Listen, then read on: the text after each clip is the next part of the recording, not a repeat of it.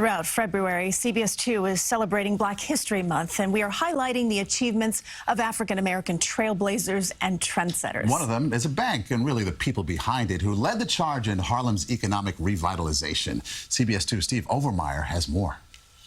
In the neighborhood of Harlem, the culinary scene is thriving. We were one of the few businesses that started. It was a sprinkle here, put there. Leah Abraham opened her restaurant 19 years ago. In 2001, more than 40% of the storefronts in Harlem were vacant. Banks were not giving mortgages in the community. We could not have bought a building. She works with a Harlem bank founded in the 1940s and named after famed scientist George Washington Carver.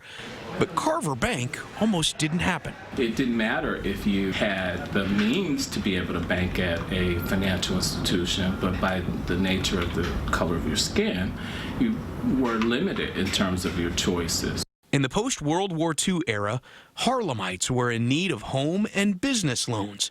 The big banks weren't lending money to anyone in Harlem. So local business owners started their own bank. But the state of New York wouldn't allow them to open. That same group of leaders experienced being rejected, but they didn't give up.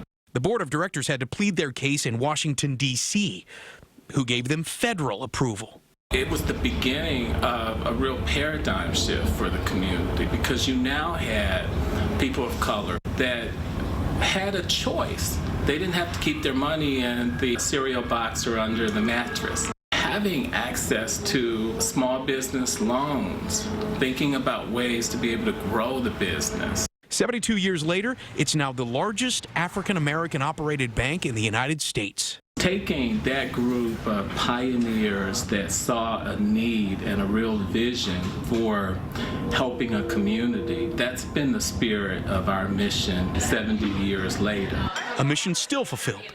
83 cents of every deposited dollar is reinvested in the community. I think it is a responsibility that we have to support, the community. We continue to live out the mission and dignifying the history of Carver Federal Savings Bank. We have an opportunity to see then neighborhoods grow, businesses grow, and really the community remain strong.